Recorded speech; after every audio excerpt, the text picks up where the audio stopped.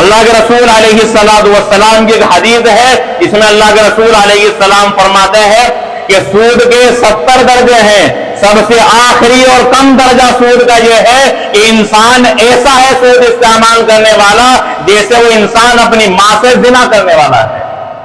یہ آخری درجہ ہے سود کا، اور جو اس سے اوپر کے درجے ہیں ان کی کیا خباثت ہوگی، اسی حدیث سے اندازہ لگایا جا سکتا ہے کہ آخری درجہ یہ ہے کہ سود کا استعمال کرنے والا گویا اپنی ماں کے ساتھ بدکاری کرنے والا ہے۔ ونصلي ونسلم على رسوله الكريم اما بعد فاعوذ بالله من الشيطان الرجيم بسم الله الرحمن الرحيم يمحق الله الربا ويربي الصدقات وقال تعالى يا أيها الذين آمنوا اتقوا الله وذروا ما بقي من الربا إن كنتم مؤمنين فإن لم تفعلوا فأذنوا بحرب من الله ورسوله صدق الله العظيم۔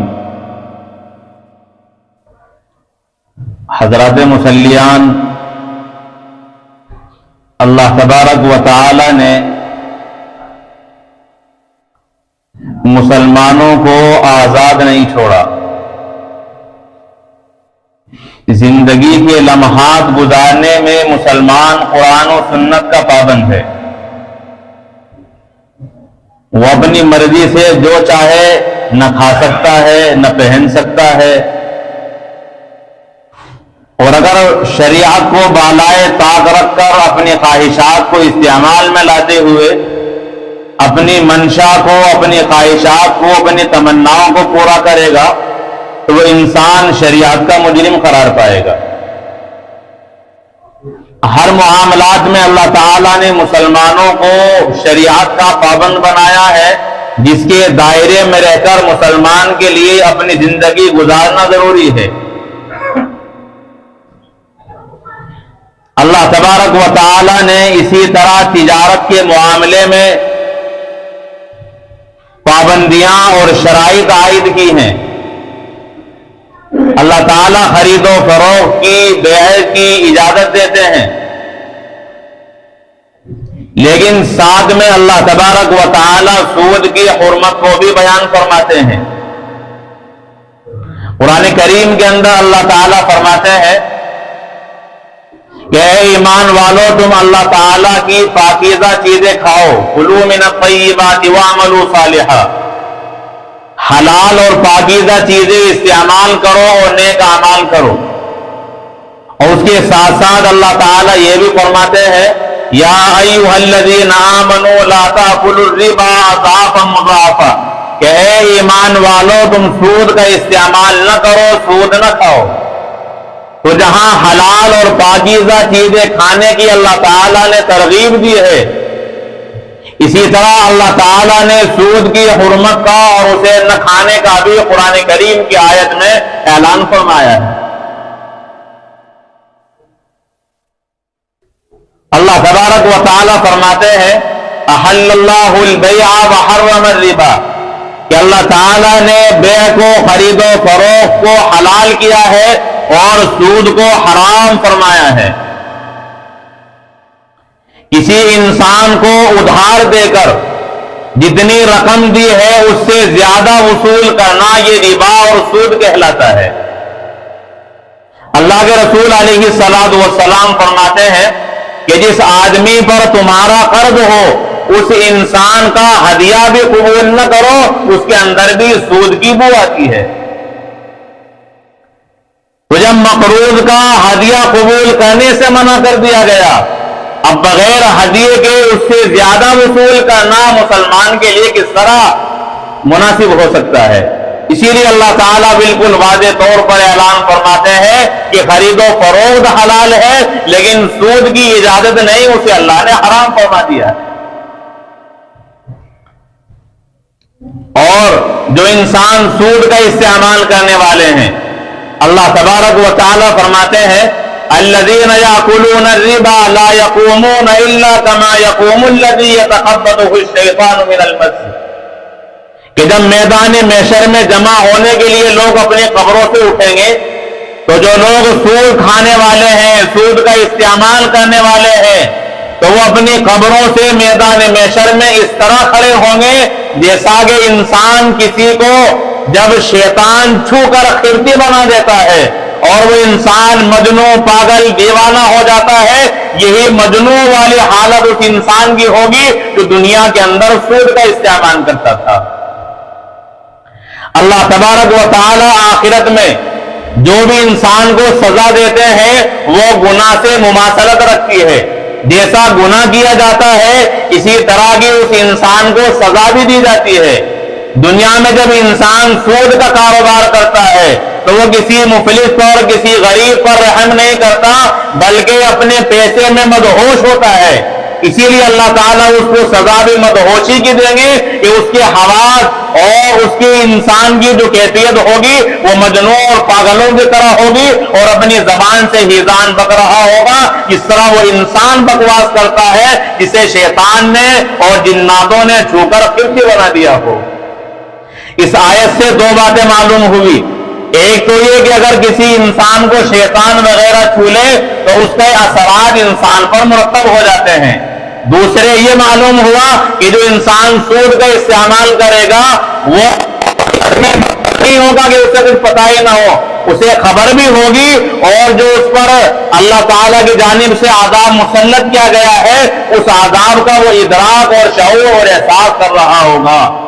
ورنہ بہت سے مجنون یا اسی طرح بہت سی انسانوں کی حالت دیوانہ پن کی ایسی ہو جاتی ہے کہ انہیں اچھائی کا، برائی کا احساس ختم ہو جاتا ہے، لیکن ان لوگوں کا احساس ختم نہیں ہوگا، اللہ کے عذاب کو یہ محسوس کر رہے ہوں گے اور اس کا مکمل ادراک اور شعور ان لوگوں کو ہو رہا ہوگا۔ آگے اللہ تبارک و تعالی فرماتے ہیں یمحق اللہ الربا ویربی الصدقات، کہ اللہ تبارک و تعالی صدقات کو بڑھاتے ہیں اور سود کو مٹاتے ہیں۔ مفسرین اس آیت کریمہ کے تحت لکھتے ہیں کہ اس آیت کریمہ کا ایک تعلق تو آخرت کے ساتھ ہے کہ انسان جو دنیا میں صدقہ کرتا ہے وہ اللہ تبارک و تعالی کے یہاں پڑھتا رہتا ہے، حتیٰ کہ ایک معمولی سا کھجور کا دانہ جو اس نے اللہ کی راہ میں خرچ کیا ہے اس انسان کے اخلاص کی وجہ سے بہت پہاڑ کے برابر تک ہو جاتا ہے۔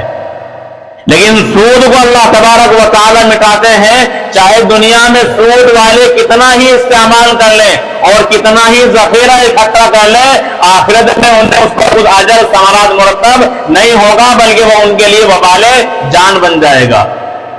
اور بعض مفسرین اس آیت کریمہ کے تحت فرماتے ہیں کہ صرف آخرت ہی کے ساتھ نہیں بلکہ آیت کا تعلق دنیا کے ساتھ ہے کہ صدقہ کرنے والوں کو اللہ تبارک و تعالی دنیا میں بھی ان کے مال میں اضافہ کرتے ہیں۔ جو لوگ مستقل طور پر اپنے مال کی زکوٰۃ صحیح معنی میں نکالتے ہیں وہ اندازہ لگائیں گے کہ ان کا مال ہر سال بڑھ جاتا ہے۔ اگر 10,000 کی زکوٰۃ ہے تو آئندہ سال 11 کی یا 12 کی ہو جاتی ہے، یہ ان کے مال کے اندر اضافہ ہے۔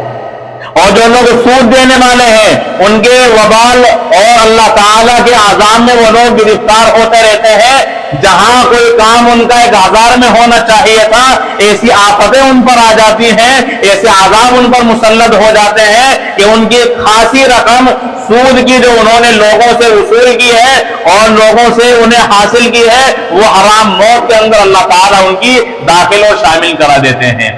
اس طریقے سے بہت سے لوگ ہیں جنہوں نے سود کے ذریعے سے بہت سارا ذخیرہ اکٹھا کیا لیکن نتیجے کے اعتبار سے وہ لوگ بھیک مانگنے پر اور لوگوں کے سامنے کٹورا لینے پر مجبور ہوئے۔ یہ اللہ تبارک و تعالیٰ کا صاف اعلان ہے کہ وہ حقیقت میں بڑھتا ہوا تو نظر آتا ہے لیکن اس پر آفتیں، مصیبتیں ایسی آتی رہتی ہیں کہ اس انسان کا وہ مال طلب اور برباد ہوتا رہتا ہے۔ دنیا کے علاوہ جو آخرت میں عذاب دیا جائے گا اس کے متعلق اللہ کے رسول علیہ الصلوۃ والسلام فرماتے ہیں کہ 2 آدمی آئے، مجھے اٹھایا، مجھے بیت المقدس لے گئے اور پھر ایسے ایسے مقامات پر مجھے سیر کرائی گئی جہاں لوگوں کو مختلف طریقے سے عذاب دیا جا رہا تھا۔ میں نے دیکھا کہ ایک نہر ہے اور وہ نہر پانی کی نہیں بلکہ خون سے بھری ہوئی ہے، اس نہر کے اندر ایک شخص کھڑا ہوا ہے، جب وہ کنارے پر آتا ہے اس نہر سے نکلنے کے لیے تو کنارے پر ایک آدمی بیٹھا ہوا ہے، وہ زور سے پتھر اس انسان کے منہ پر مارتا ہے اور وہ نہر کے درمیان میں چلا جاتا ہے، پھر دوبارہ نکلنے کی کوشش کرتا ہے، پھر اس کے چہرے پر پتھر لگتا ہے، وہ پھر درمیان نہر میں چلا جاتا ہے۔ اسی طرح وہ اپنے نکلنے میں کامیاب نہیں ہوتا اور ہوگا بھی نہیں، اس لیے کہ اللہ تبارک و تعالیٰ اسے عذاب دے رہے ہیں۔ اور اللہ کے رسول علیہ السلام نے جب معلوم کیا کہ وجہ کیا ہے، اس انسان کو اس طرح کی سزا کیوں دی جا رہی ہے، تو جبریل امین علیہ السلام نے فرمایا کہ اللہ کے رسول علیہ السلام، یہ انسان دنیا کے اندر سود کا استعمال کرنے والا تھا، اس کی پاداش میں اللہ تبارک و تعالیٰ نے اس انسان کو اس عذاب کے اندر گرفتار کیا ہے۔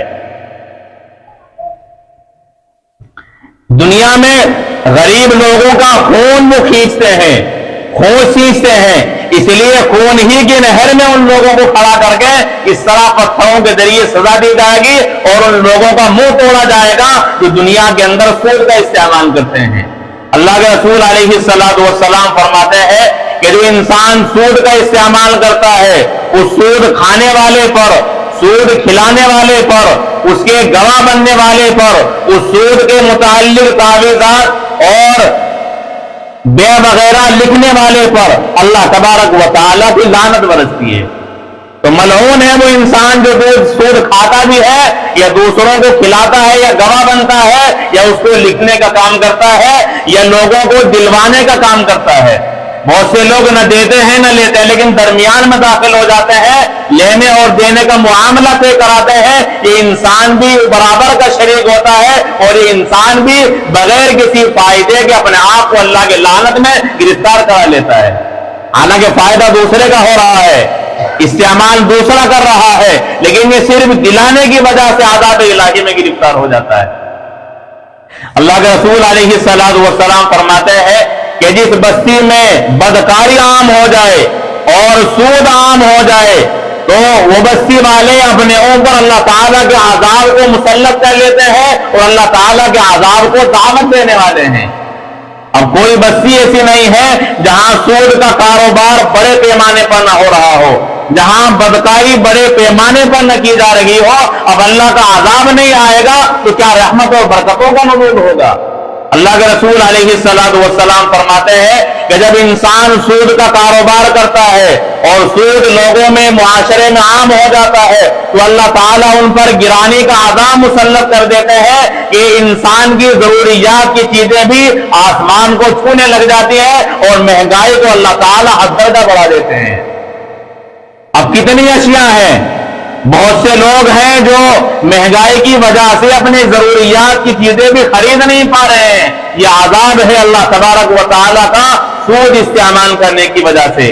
ایسے لوگوں کے متعلق اللہ تعالیٰ کیا فرماتے ہیں، یا ایھا الذین آمنوا اتقوا اللہ وذروا ما بقی من الربا ان کنتم مؤمنین، کہ اے ایمان والو اللہ تعالیٰ سے ڈرو اور سود کو چھوڑ دو اگر تم ایمان والے ہو۔ ایمان کا تقاضا یہ نہیں ہے کہ بندہ ایمان کے ساتھ سود کا استعمال کرے، بلکہ اگر بندے کے دل میں ایمان ہے تو وہ سود کو چھوڑ دے اللہ سے ڈرتے ہوئے۔ آگے اللہ کیا فرماتے ہیں، اللہ تعالیٰ نے کتنی سخت دھمکی دی ہے جو کسی اور دوسرے بڑے گناہ پر نہیں دی۔ فَإِن لَّمْ تَفْعَلُوا فَأْذَنُوا بِحَرْبٍ مِّنَ اللَّهِ وَرَسُولِهِ، کہ اگر تم سود سے باز نہیں آؤ گے، اپنا سود کا کاروبار نہیں چھوڑو گے تو تمہارے ساتھ اللہ اور اس کے رسول کا اعلان جنگ ہے۔ اب اللہ اور اس کے رسول کے جنگ کون کر سکتا ہے؟ تو کتنی سخت دھمکی دی ہے اللہ تعالیٰ نے ان لوگوں کو جو اللہ تبارک و تعالیٰ کے بندوں سے رقم دے کر کے زیادہ وصول کرنے والے لوگ ہیں۔ رسول اکرم صلی اللہ علیہ وسلم فرماتے ہیں کہ 7 بڑے گناہوں سے بچو، ان 7 میں اللہ تعالیٰ نے کہ سود کا بھی ذکر کیا ہے، اور ایک روایت میں رسول اکرم علیہ السلام فرماتے ہیں کہ 4 انسان ایسے ہیں جن کے متعلق اللہ تعالیٰ نے اپنے اوپر یہ بات لازم کر لی کہ انہیں جنت کا ذائقہ بھی نہیں چکھنے دیں گے۔ ایک انسان جو شراب کا عادی ہوتا ہے، اور ایک انسان جو سود کا کاروبار کرتا ہے، ایک ماں باپ کا نافرمان، اور ایک وہ انسان جو اللہ تبارک و تعالیٰ نے جن کو یتیم بنا دیا ہے ان کے مال کو ناجائز استعمال کرتا ہے۔ تو سود کھانے والا بھی ایسا ہے کہ اللہ تبارک و تعالیٰ اسے اپنی جنت کا ذائقہ بھی نہیں چکھنے دیں گے۔ اسی لیے سود سے توبہ کرو اور اللہ تعالیٰ سے ڈرتے رہو، ورنہ اللہ اور اس کے رسول سے اعلان جنگ ہوگا۔ کتنی خطرناک چیز ہے۔ رسول اکرم علیہ السلام فرماتے ہیں کہ سود کا ایک درہم جو انسان استعمال کرتا ہے وہ 36 مرتبہ زنا کرنے سے بھی زیادہ سخت ہے، 36 مرتبہ بدکاری سے زیادہ خطرناک ہے سود کا ایک درہم استعمال کرنا۔ اس لیے مسلمان ہوش کے ناخن لیں اور اپنی زندگی کو اس وبا سے اور اللہ تعالیٰ کے عذاب سے بچائیں۔ اللہ کے رسول علیہ السلام کی ایک حدیث ہے جس میں اللہ کے رسول علیہ السلام فرماتے ہیں کہ سود کے 70 درجے ہیں، سب سے آخری اور کم درجہ سود کا یہ ہے کہ انسان ایسا ہے سود استعمال کرنے والا جیسے وہ انسان اپنی ماں سے زنا کرنے والا ہے۔ یہ آخری درجہ ہے سود کا، اور جو اس سے اوپر کے درجے ہیں ان کی کیا خباثت ہوگی اسی حدیث سے اندازہ لگایا جا سکتا ہے کہ آخری درجہ یہ ہے کہ سود کا استعمال کرنے والا گویا اپنی ماں کے ساتھ بدکاری کرنے والا انسان ہے۔ یہ حدیث پاک ہے رسول اکرم علیہ السلام کی، جو اتنی سخت وعید اور اتنے سخت الفاظ آپ نے استعمال کیے ان لوگوں کے حق میں جو سود کا کاروبار کرنے والے ہیں۔ اس لیے اللہ کے رسول علیہ السلام کا منشا یہ ہے کہ لوگ سود سے باز آئے، اور جن لوگوں پر سود وغیرہ کی رقم ہے اللہ تعالیٰ نے بالکل واضح طور پر اعلان کر دیا ہے کہ اپنی اصل رقم وصول کر کے جو اس پر زیادتی بنتی ہے سود کی رقم کی اسے چھوڑ دیا جائے۔ اللہ کے رسول علیہ السلام پر جب قرآن کریم کی آیات نازل ہوئی تو آپ نے اعلان کیا کہ مسلمانوں کی رقم جو غیر مسلموں کے ذمے ہے میں سب سے پہلے اسے معاف کرتا ہوں، اصل رقم دے دی جائے اور جو سود کی رقم بنتی ہے اسے چھوڑ دیا جائے۔ اور پھر دوسروں سے مطالبہ کیا کہ غیر مسلموں کی جو رقم مسلمانوں کے ذمے ہے وہ بھی اپنی رقم کو چھوڑ کر اصل رقم وصول کریں۔ لا تظلمون ولا تظلمون، نہ کسی پر ظلم کرو اور نہ اپنے اوپر ظلم ہونے دو۔ تو اصل رقم دلائی ہے اللہ کے رسول علیہ السلام نے، اور جو زیادتی بن رہی تھی اس کا خاتمہ فرما دیا۔ اسی لیے قرآن کریم کہتا ہے ان کان ذو عسرۃ فنظرۃ الی میسرۃ وان تصدقوا خیر لکم ان کنتم تعلمون، کہ جن لوگوں پر تمہارا قرض ہے ان لوگوں پر اگر تنگ دستی ہے، خستہ حالت ہے تو انہیں تھوڑی سی مہلت اور ڈھیل دے دو، اور اگر تم ان پر صدقہ کر دو، معاف کر دو تو یہ تمہارے حق میں زیادہ بہتر ہوگا۔ اللہ کے رسول علیہ السلام فرماتے ہیں کہ بندہ اگر کسی کو ایک مہینے کے لیے رقم دیتا ہے